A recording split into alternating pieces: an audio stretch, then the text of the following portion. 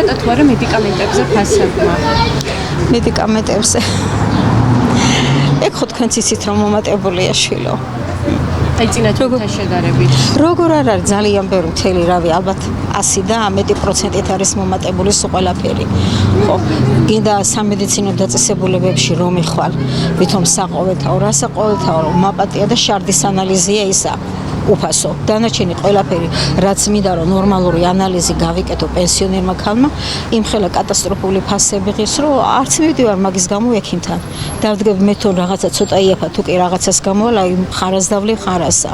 ასე აფასებენ გორში რიგითი მოქალაქეები თრიალეთის გადამღები ჯგუფის მიერ დასმულ კითხვას გაიზარდა თუ არა ფასები მედიკამენტებზე. ჩვენ მიერ გამოკითხული მოქალაქეების თქმით, ყოველთვიურად მედიკამენტებზე ფასები იმადებს, რაც პენსიონერებს გარკვეულ პრობლემებს უქმნის, რადგან მათივე თქმით, დაბალი პენსიის გამო ისინი ვერ ახერხებენ ექიმთან ვიზიტსა და მის მიერ დანიშნული მედიკამენტების შეძენას.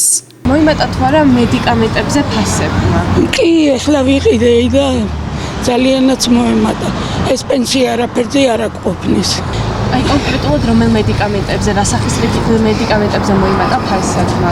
მე არ ვიცი ახლა რომელზე მოემატა, რომელზე არა, მაგრამ მე მგონი მე რასაც ავყიდულობ, ყველა მომატებულია. მომატებული არის. მე უფასოებს ვიღებ.